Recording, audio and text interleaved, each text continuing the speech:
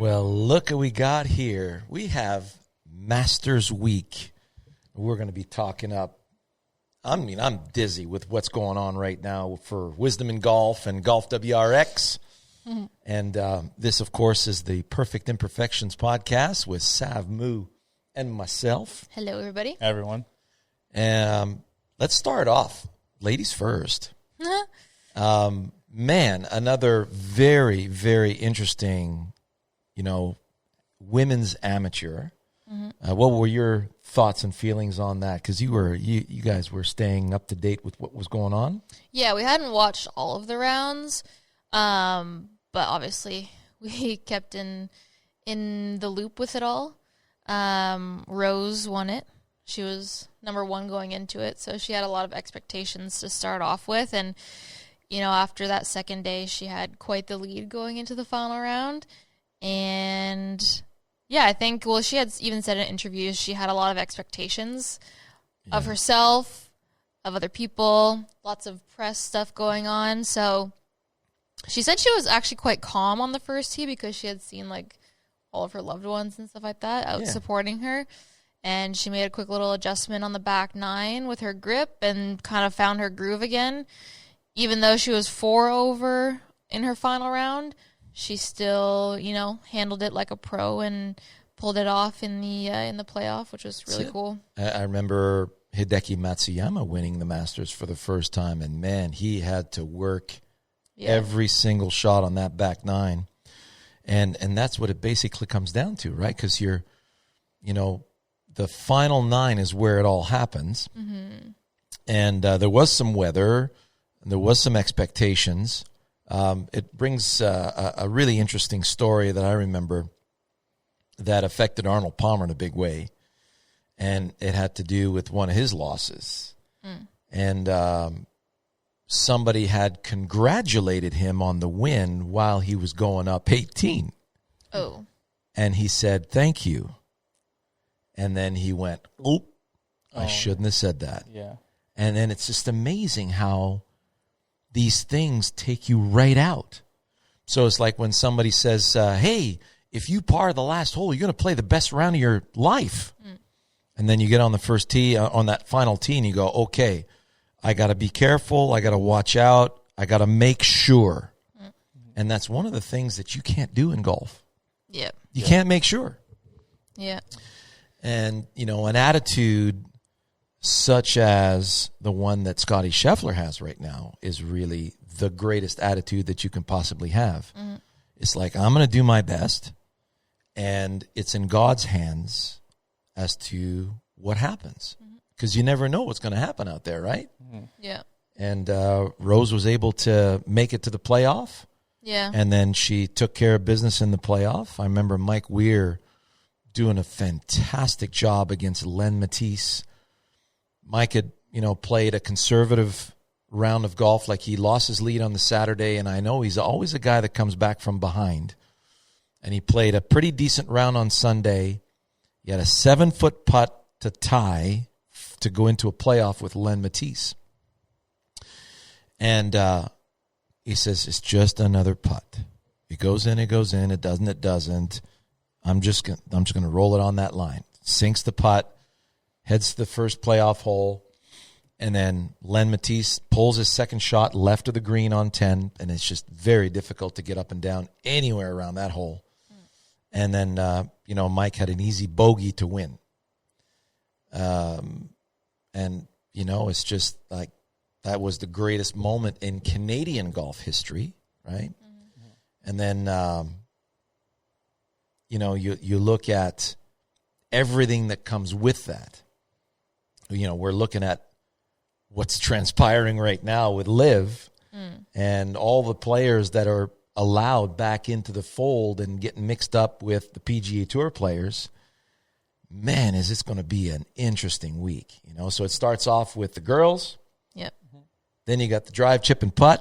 Mm-hmm. And one of the things that they were talking about, and if you want a really cool reflection of what's happening in the game of golf, as far as the routines of players, as they're talking about how all the kids are doing aim point, and they're taking so long to read their putts and to get settled and to, so they're taking way too long over their putts. But it's just a reflection of what they see because they imitate so well. Right. That's right. They're like sponges, right? Exactly. So they're saying, well, those are my heroes on the PGA Tour, and I can see what they're doing.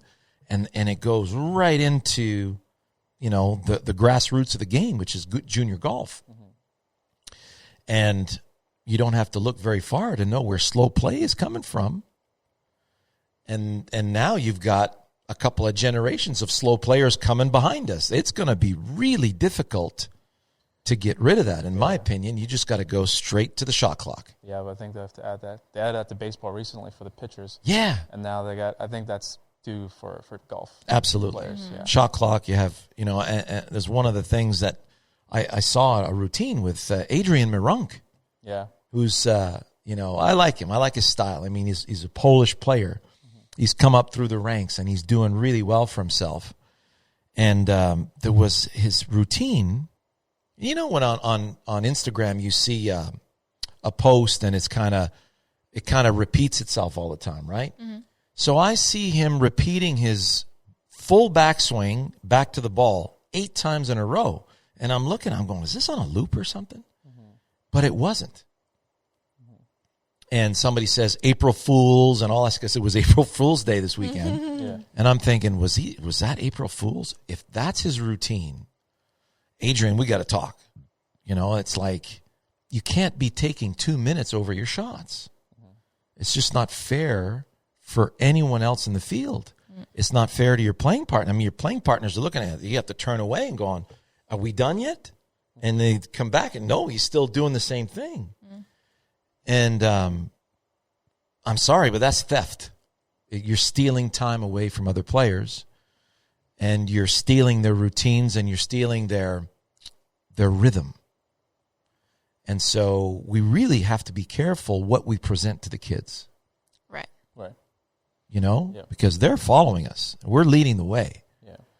And so shot clocks, hey, you got 40 seconds. Do whatever you need, but you got 40 seconds. That ball better be in the air at second 39 and a half. I think it would be pretty fun to watch that way. Oh, it'll be a blast. Yeah. I think it's the greatest thing that could ever happen to the game of golf. The good players would probably appreciate it. The guys like DJ or Brooks Koepka who like to play fast would probably like that style of play. And it'll transcend through the whole game. Yeah. Right? Yeah. Like now when you're in an amateur event or you're practicing to play tournaments and there's going to be a shot clock on you. Yeah. And your playing partners are going to be, hey, what's up with that? That was a minute and a half. Right. You can't be doing that. I'm going to call the marshal. That's right. Right? Yeah. Yeah, I feel like the shot clock would be something to implement way before something like a ball rollback.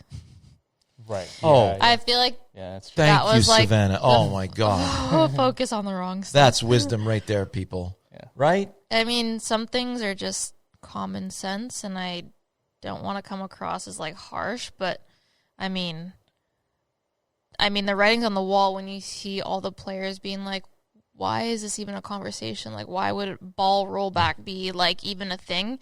Like, there's nothing wrong with it. The game is evolving. It's more popular than ever. It's more so the slow play that should be taken care of before anything else. Let's look at the downers right now, right? The big downer is slow play. Yeah. Like your skin, you feel your life passing in front of you when you have to wait on every shot on the golf course. Yeah. It's like, what a monumental waste of time. Yeah. Like, let's go.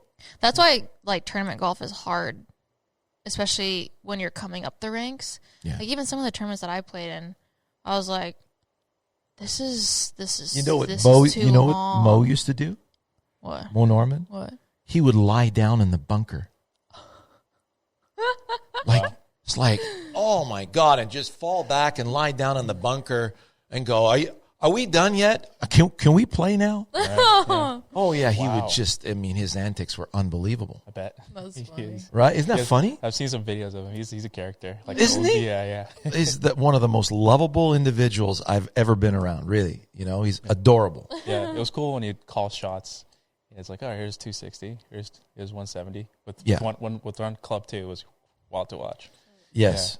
Yeah, exactly. And I remember when we were at Royal Oak Golf Club, and they had put a fence at the back of the range because the homeowners were complaining because they had built homes right next to the driving range. Like, the Royal Oak Golf Club. That's on you, man. And it was just, sorry. Could you imagine Yeah. if you build a home to the right side of the middle of the fairway at a golf course, guaranteed you're going to get a good dozen golf balls over the course of the day. For sure. Going through your pool, going through a window, whatever. But could you imagine on the side of a driving range? Yeah. Hate to say it, but like, that's war zone. Yeah. you should not have built your Right? house there. It's like you just don't do that, right? Yeah. So the homeowners association forced the club to put a fence, and it's at 195 yards. I said, Mo, you must be, a little bit peeved at that you can't hit, any more than a 5-iron. He says, oh no, I hit my forward all the time here, no problem. I said, really? Oh yeah. And watch. And he starts peeling these forwards, and they're landing so soft right at the green at 195, right? Yeah. And I'm going, wow.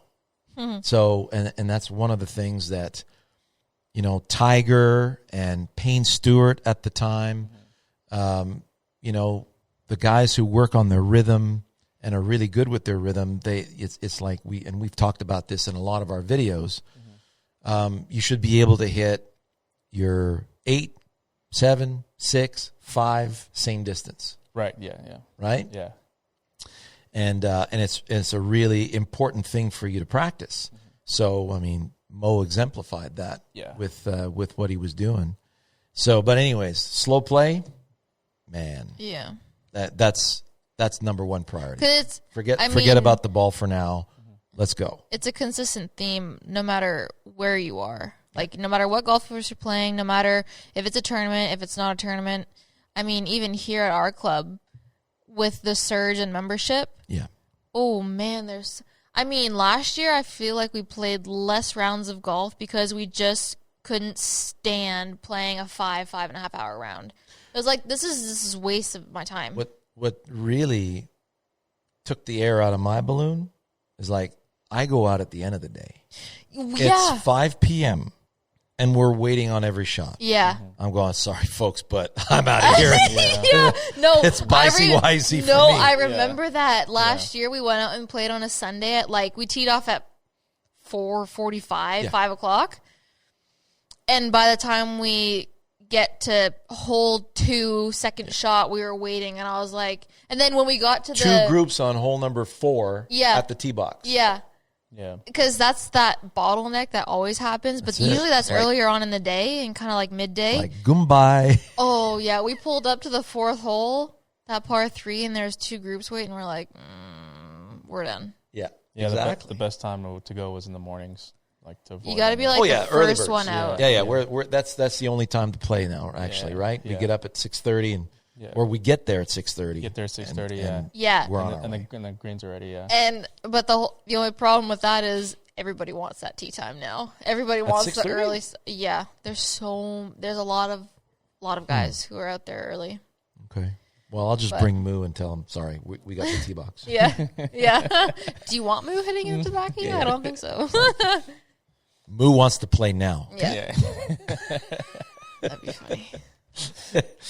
So it's it'll be I wish I was at the Masters in '99. I went to the Wednesday practice round. It was the hole-in-one tournament.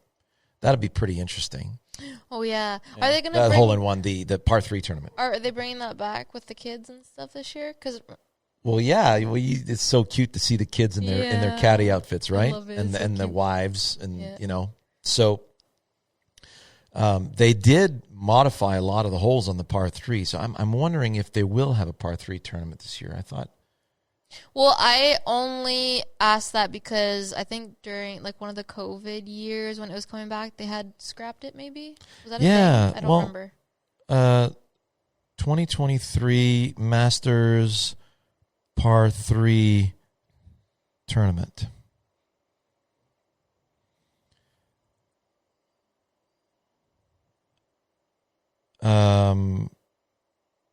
So that there was some par 3 course changes, right? But it's not saying whether or not. I know the 13th hole is much longer now. That's pretty cool. I'm just looking at the tee box right now. It's got a really beautiful picture of the of the tee box there, isn't it? It's just absolutely gorgeous with all the flower beds and the stone wall and everything else at the back. They have a lot of space there at the club. So I'm sure we'll have the answers to the. Oh, here we go. So par 3 contest has grown wildly more popular every year. Even if the 9 holes haven't been lengthened at all this year, however, they have benefited from a renovation. So it looks like it's on. That'll be really cool. Yeah, it looks like we'll have the first competition with Live versus PGA Tour on the par 3 course. Oh, yeah, it's going to be interesting to see how they interact. They seem to think. Oh, can you? I mean, we see rivalries all the time. You remember when Patrick Reed beat Rory? Yeah. At the Masters. Oh, I mean, it was Rory's to take. Right. And Reed won over that day. I mean, Rory handed it over on a silver platter. Yeah. And so I'm pretty sure that is one of the most seething losses that Rory has ever experienced. And so I just can't imagine what it's going to be like now. It's probably they're saying, oh no, like Fred Couples was saying, no. I called Phil Mickelson a bag of nuts, and I called Sergio Garcia a clown, but it shouldn't be awkward at the Masters dinner this year. Oh yeah. Right, the Champions dinner. Mm-hmm. I'm going. It's just like I think it's a ticking time bomb over there, right? Mm-hmm. As far as what can actually happen, there's a lot of pent up energy there. And I'm hoping everybody has a head on their shoulders and they're going to dissipate that. Yeah. But hopefully you don't see any pettiness. Well, I can't wait. I mean, out of all of the results, like this is the Masters that I've looked forward to. I'm looking forward to the most. Fair. Just for the rivalry of not a player versus another, about an organization versus another. We've never had that in golf. That's true. Yeah. That's never occurred. Yeah, PJ's never been challenged like that. Exactly. Yeah. And very interesting. Yes, very, very interesting. There's going to be lots to talk about for the next podcast, that's for sure. Yeah. I mean, that the last tournament, the champions over at TPC Sawgrass, Cam Smith is on property, but he's not playing in the event. He's playing on the other golf course that's on property there with his buddies. Yeah, just a couple of miles away, and he's supposed to be defending champion. That's so strange. That was like the strangest thing I've ever seen in my life. Yeah. And so, thankfully, he'll be there to defend the British Open. Hopefully, yeah. And, hats off to all of the organizers, to the majors this year that, hey, it's the U.S. Open. It's open everybody. It's British Open. It's open everybody. It's a Masters invitation.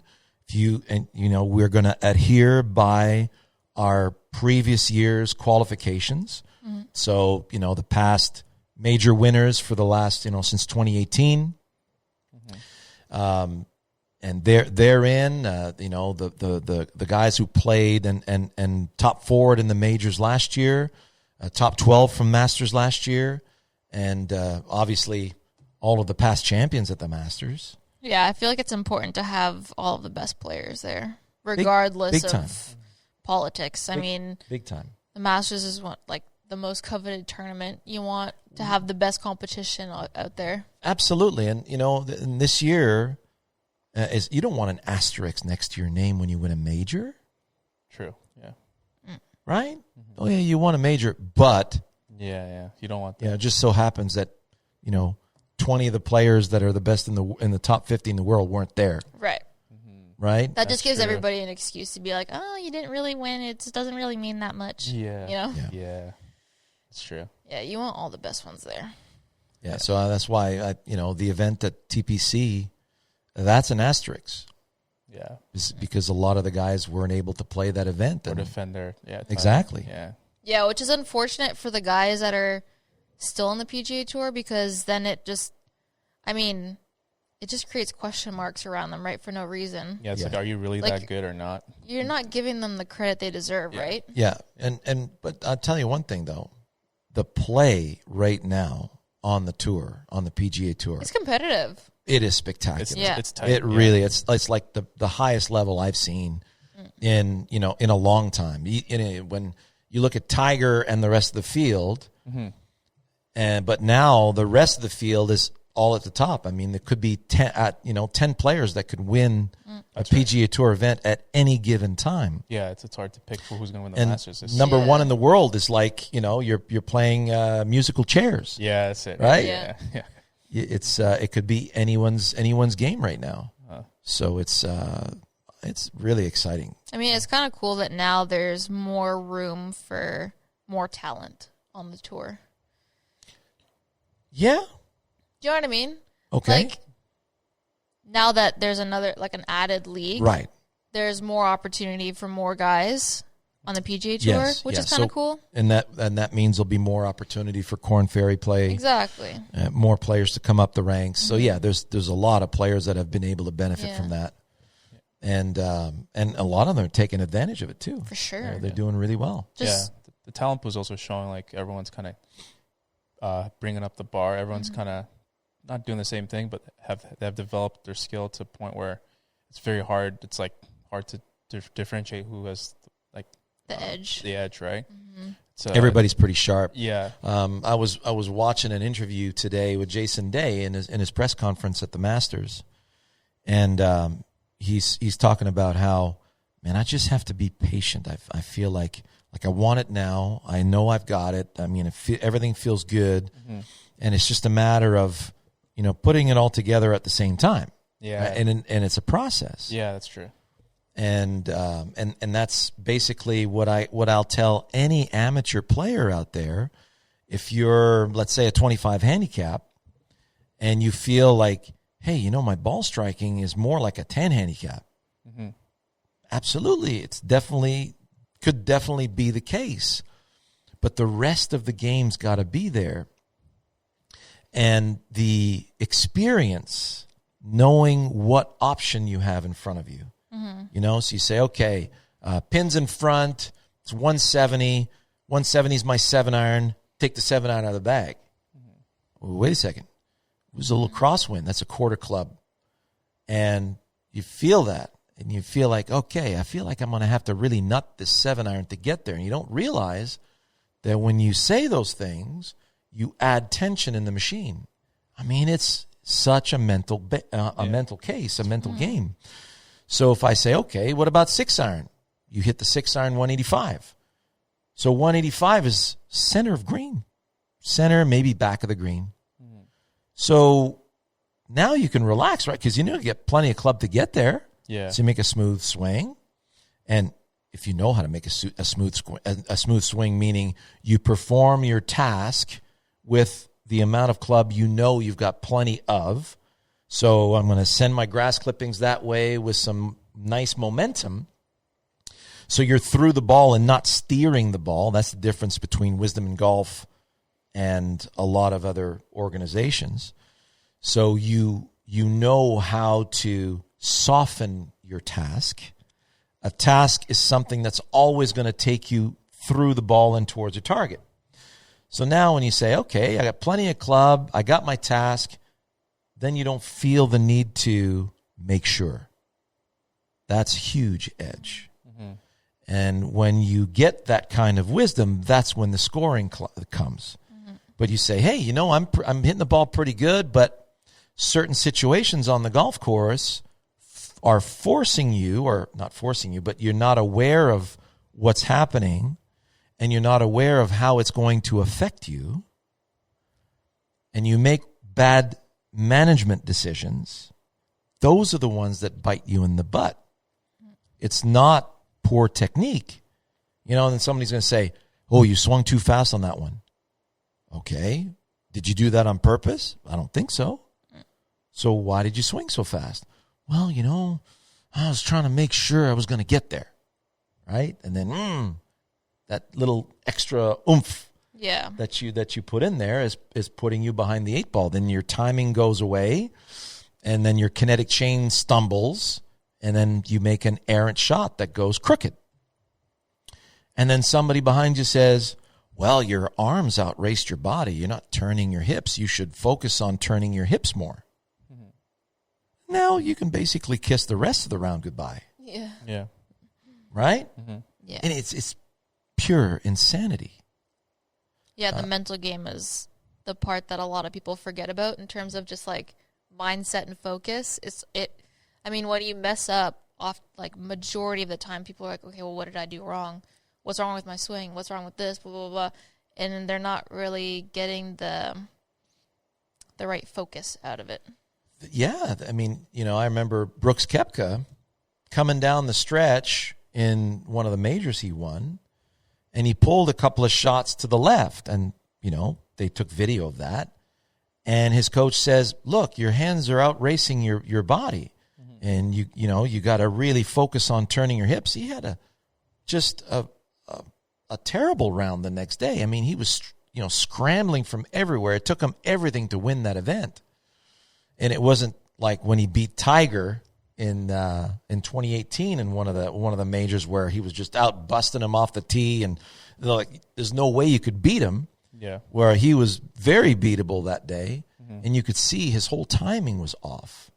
Whereas first thing that you need to ask that is, well, what were you thinking just before you hit that shot? Mm-hmm. What were you trying to do? Let's go back to the roots of, well, I was pushing it. Mm-hmm. Case closed. Right? Yes. It's like, what's the next target? Keep going. So when Tiger won the Masters by 12 shots in 1997, yeah, he underwent a major swing overhaul. Whole bunch of body part positions switched over, and then he started playing really well again 2.5 years later in 2003, where he was finally able to turn it back to target. Yeah. And so, Tiger's second coach, John Anselmo, made the best observation. He says, when I gave Tiger a position to hit, he was mediocre at best. And when I gave Tiger a shot to execute, he was the best I've ever seen. So when you focus on the kind of shot that you want to hit, your body responds to that. Mm-hmm. And if you miss, well, you're allowed. Yeah. Yeah. So that's where our female customers, our female students that, one of the things, Sav, you'll agree with is there are a lot of liberties taken when playing with female golfers, mm-hmm. in how we just assume they need help. Yeah, it's like we always need saving. Yes, you need to be saved. You poor creatures. Yeah. Right? And, you miss a shot. And, so when I tell my students now, I said, yeah, you're going to miss shots and people are going to try and help you. And it's, the way you want to answer that is simple. You say, I am focused on doing that task. Mm-hmm. I'm going to send some grass clippings that way with a nice whipping action. And I'm going to see what happens. And I'm allowed to miss. Yeah. Because it's those misses that teach me the lessons that I need to learn in order to do and hone that better. For sure, yeah. Yeah, and Moo and I saw an example firsthand when we were out in Utah. We got paired up with a couple. Oh, yeah. Just you guys are going to love this story. About our age. Mm-hmm. And they were fairly new to golf.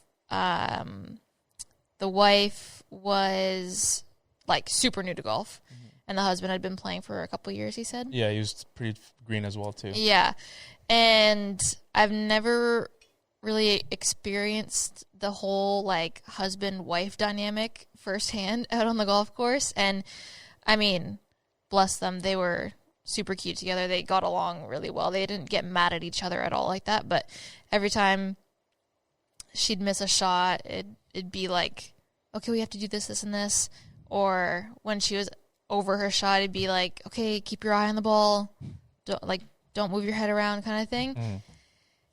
And we were just like, oh man, like it's not really our place to say anything or like help because they haven't asked for any help. And that's something that like you and I both stand by, is that we'll offer let them learn on their own type of thing. Yeah, right. We'll offer our opinion if hey, if you ask us. Yeah, exactly. But we're happy to help. But yeah, it's like if you're listening and you want to get your girlfriend into golf or your wife or your daughter or whatever the case is, just know that you don't have to try and give them a tip every second they mess up.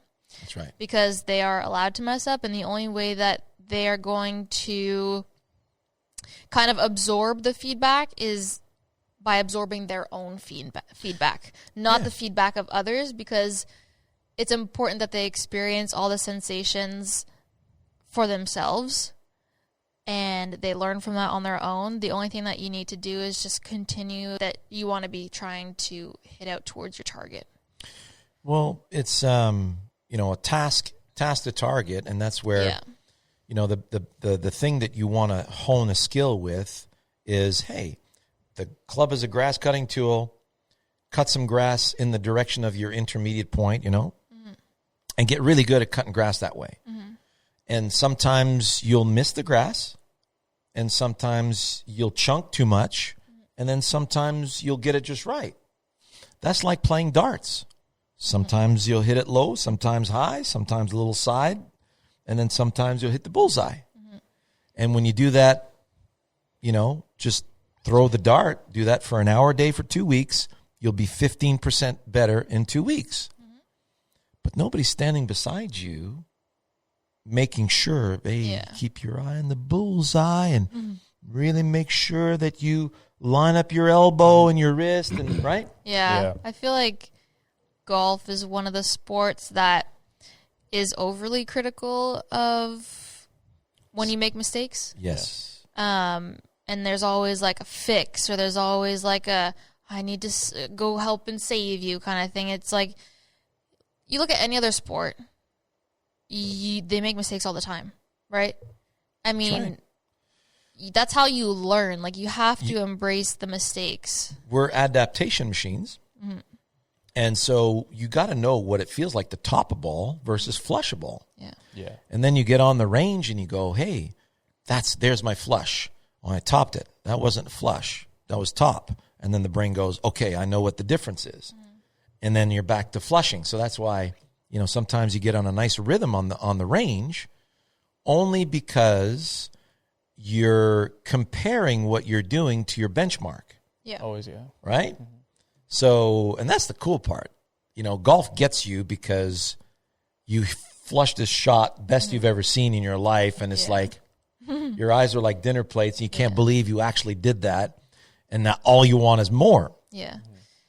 And so you got to be patient through the process, and then when you start getting it, and you're on the range, you go, no, yes, no, yes, and a week later it's, wait a second, yes, no, yes, no, and you make more and more of those, but then when you get on the golf course, there's another learning curve there, because then you're trying to make sure, and then you get tight, and then you I'm tired of being tight, I'm so exhausted. You get to hole number 13 or 14, and you just want to go curl up in a ball somewhere, and then you go, the heck with this, and you just abandon control. Yeah. And lo and behold, the shot shows up. Yeah. And, I do want to say that I know that most, boyfriends or husbands or fathers or whatever, they have the best intentions when they're trying to help. Big time. There's no doubt about that. But I guarantee if you just let them make mistakes on their own,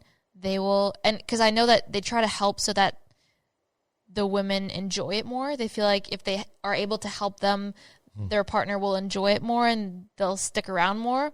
But I think it's a little bit of the opposite. So if you just let her make mistakes and have fun with it, I guarantee she will enjoy herself so much more. If you guys can just laugh at the learning process and smile through it and just enjoy it for what it is without always feeling the need to I got to help her so that she enjoys it more. I got to help her so she doesn't, you know what I mean? Yeah. Just enjoy the process for what it is. And you both will have like a way better time out in the golf course because, I mean, even the couple that we played with, it was like, okay, she hit a bad shot, normal. If she hit another one, normal. She just go pick up. You know, it's like you don't have to, like, especially when you go on the golf course and play as a beginner, you don't always have to finish out the hole. Oh, no, exactly. Just yeah. do what you can. Yeah, exactly. You do have what to you pick can. up. If you feel like, okay, this is, I People don't want will to be do there this. all day. Yeah, exactly. You just pick up, go to the next hole. It doesn't matter. Yeah. Enjoy the outdoors. Enjoy the company. Enjoy each other's company. Yes. Without feeling the need to, like, fix each other. You know what I mean? And I do have to give credit to the couple, though. Like, he was doing his best to help. And, you know, they were still smiling at the end of it, so. Yeah. Especially when they're first starting that way together, right? Yeah. They're both inexperienced golfers, and they're going through the motions together. That's awesome. Yeah. And I felt we were warming up on the range, and we had no idea who we were paired up with, but they had seen us warming up on the range too. We saw them, and we get to the first tee, and she was like, "Oh my gosh, I feel so bad. Like I'm a new golfer. Like I'm sorry ahead of time." And I was just like, "Please don't be sorry." Yep. Like, we're from Canada. We've been indoors for 6 months. We're just happy to be outside. Like, there's zero pressure. Zero pressure. Well, I that's think very nice of you guys. Well, I don't want anybody to feel intimidated or stressed out just because we're not the same caliber of player. Like, I screwed up many times when we were out playing with them. I was like, I'm going to mess up too. Like, it's totally okay. It's also a new course that you guys were playing too, so it's like a practice round. I mean, it's that's one thing too. I mean, you know, finding a way to lower expectations is a great way to go. Hey, it's a new golf course. Let's just go check it out and see what happens. And then you go, okay, well, looks like I need a 7-iron here. Let's hit the shot and see what happens. Yeah. I've played some unbelievable rounds of golf at golf courses I'd never seen before, right? Yeah. But if it's a tournament course that you've never seen before, that can be a problem. That's a different story, yeah. Right? If it's a competitive round. Yeah.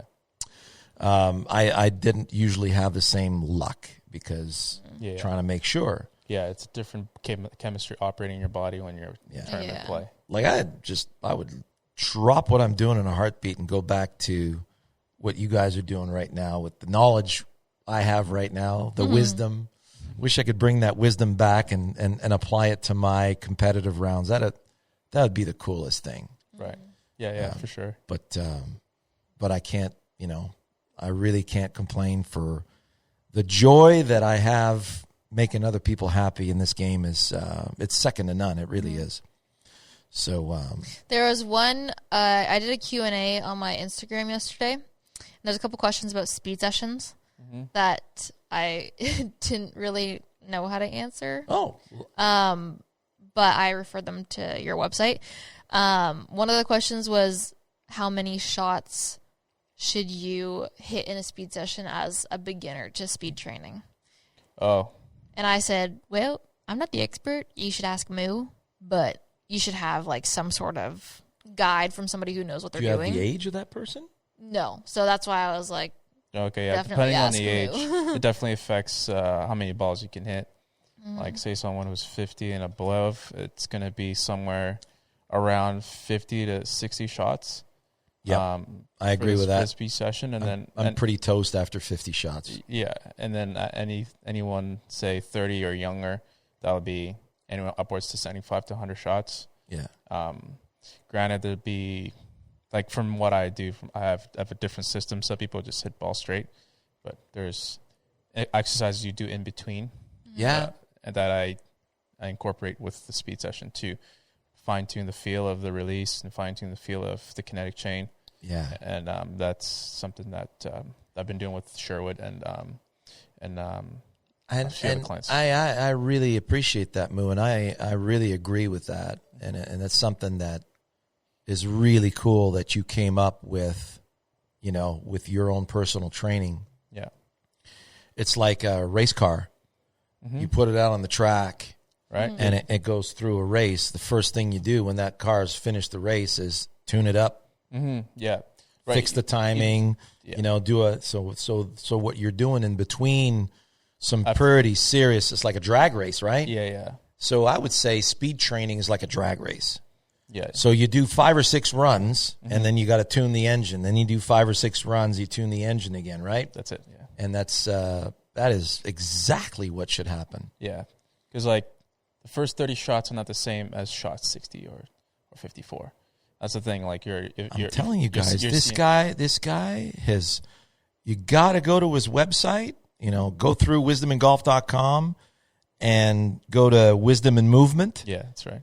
And the speed training that these guys have developed together is like second to none. It really is. Yeah, I'm happy with Brody is too. He's carrying at 250 now. He started 210. He had a lesson with me today, and I see the difference, man. Yeah, he's his techniques. It's more full body now. Before it was just upper body. Yes. Engagement and now like just trying to just doing like the kinetic chain exercises, the single arm release. That kind of refine the CNS in a way that he's feeling everything now. You know what's cool about our ham and egg? Yeah. Is that for him it's about developing that kinetic chain around a solid structure. So the work we did today was all about tilt and side bend, right? And it is tilt and side bend week, by the way, folks. So you want to check out our wisdom, our Wisdom in Golf. If you go to youtube.com/@golflessons, that's our handle, and you'll get to our home page. And this week's video is all about tilt and side bend. And as soon as we refined that with Brody, the release of his newfound speed was a lot more out toward the target instead of down towards the ground. Right, because the AOA was pretty flat, the AOA was kind of down, negative, instead of positive, And so we had an amazing session with that. So I think I'll add that. I think if you add that in the next speed session. Find a way to perform those drills around a specific axis. Yeah. In when you're doing those single-handed drills. Yeah. I think that giving picturing a height, I think will help him. Yes. Yeah. I think that's something.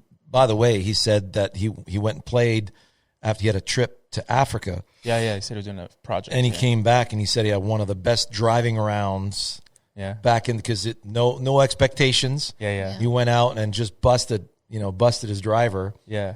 And he really he had a big smile on his face, ear to ear. That's great to hear. So it was we had a before his trip he told me that he got a fitting done and got a new driver and he was carrying a 250. Yes. And he was just like, man, I love what we're doing. I love the work that's coming from this, and he was just ecstatic about the whole progress that he's seeing already. Yeah. Fantastic. Yeah. Fantastic. So how many reps do you typically go before you perform those in-between drills? I play based on the day, like what we're working on. Yep. So if we're working on ball efficiency, we keep the shots less. So it's like, so we're working on smash, so it's usually like 20 shots. All right. And then you refine and release, because like what you're focusing, and then the routine's a lot more tighter. So it's like you do the whole thing. You go behind the ball, you picture what shot you want to make, and then you step into the shot, and then you hit the shot, because obviously you're trying to hit center face, and so forth. So hitting center of the face, and also to the target. Do very differently because, like you said, you stand behind, you picture the shot, you have your intermediate point. That's right. And you're going to be delivering in that direction. That's right. And because you have a very specific direction that you're delivering into, the ball becomes a precise intersection, and therefore ball contact improves. Yeah. Right? Yeah. So, and then for speed, that's more reps. Yes. Club at speed. So it'd be like 30 shots, and then a little break with the exercises in between, and then so forth. And you continue on, depending on the day. Like if you really want to push, if you're feeling. So you're going to do 30 full out shots. Yeah. Then when you're doing your rehearsals in the speed drills that you have, is that kind of a little bit of a break at the same time? Yeah, it's like a micro break, I'll call it. But Yeah. at the same time, like once you do the exercises, they're still high octane movements. Yeah. They demand a lot of velocity, a lot of full body action. Right. Yeah. So that you also. So you're pretty spent after a speed session. Yeah. That's complete TNS. I can vouch for Yes, that. Savvy can attest for sure because she's an example of her hard work, right? So she's stood through the whole workouts and like listened to me, which is awesome. But Sometimes I'm like, why are you doing this to yeah, me? that's it. Yeah, Right? it's pretty demanding. Physiology, like the physical part of it. Yeah. But she's Well, shown. you can't deny the payoff, Sav. Yeah. You really can't deny. I mean, I was hoping for 112 miles an hour consistently, and I looked at that last speed session that Moo sent over through the email, and your average club speed is It's up at 113. 114, 113. Yeah. And Consistently, but now I'm seeing more like 115s, 116s. exactly. And That's then- what I was seeing. I was seeing 115, 116. Yeah. And I couldn't believe how many balls you carried over 300. Yeah. Like, I don't do that. Like, you're officially gone way by me. I mean, it's over. It's over. Sorry. And we added the heel lift because she never had the heel lift. Ah! Man, he had this. Do you know how long it took me? I know. Let's say like Sean's gonna be so happy after this. It's like we got through. So tell me how that came about. So when we were doing the exercises that I usually do in between the sets or between the balls, I was like with the ripstick, like we should add the heel lift now. Okay. Yeah. So it's like the right side. We both do both sides, least dominant and dominant side. So the least dominant side, she does it very easily. Yep. Then the dominant side, it was something that was new, right? So I let her start off slow, like do 80%, Yeah. 90%, 100%, which is the intensity of the engagement or the throw. Right. So once she got the sensation of that, we did that. We added that in the later reps because at that point the whole body's is now awake. Yeah. Like proprioception's a lot better at that point. Yeah. And then when she added that, she started to feel effortless. She was like, this feels so easy, but it's going so fast. Right. So she started to see effortless power that we always talk about with that heel lift. And she thought she was lifting her heel very high, like I do.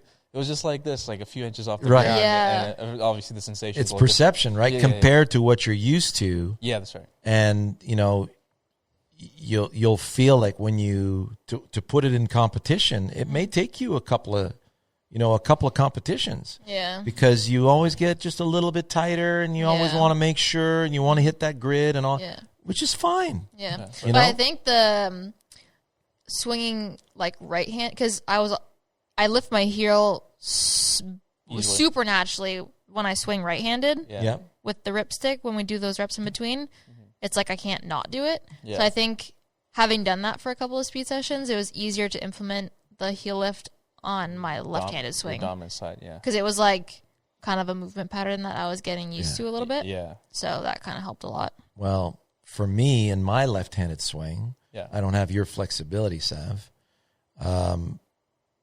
I can't function if my heel doesn't come off the ground. Right. It's like I just can't complete the backswing. And this is going to be true for so many of you out there. If you can't complete your backswing, you'll feel the need to push and shove in the downswing. And like I remember like it was yesterday, and this is years ago, and I was, being careful. The heel wasn't coming off the ground. I felt like, oh my God, I don't have enough backswing. And the chunks, oh my God. Well, embarrassing chunks, right? Yeah. That reminds me of the feeling that I got with the heel lift, kind of like what you're saying is it's almost impossible for you to rush your swing at that point when you lift the heel, because then you get so discombobulated. Yeah, but your tempo was like easy breezy.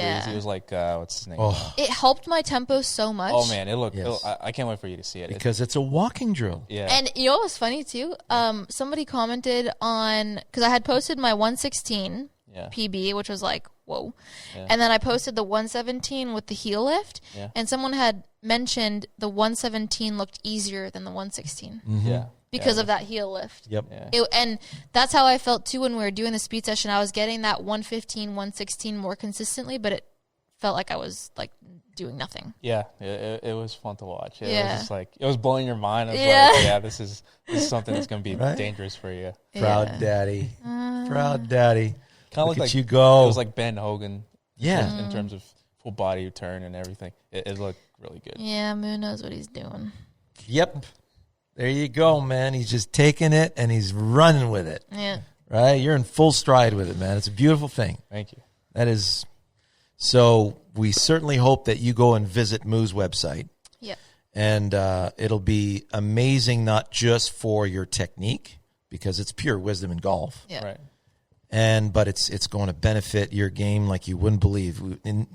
There's nothing more satisfying than effortless power. Yeah.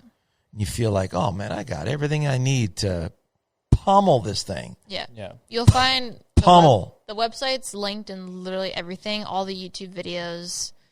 It'll be linked in the podcast video. Savvy designed it. Come on, you got to check it out Yeah, just for yeah. that. She did a great job. Exactly. I know. But yeah, wisdomandmovement.com. Yep, And it's spelled in the abbreviated version. that's right. Yeah.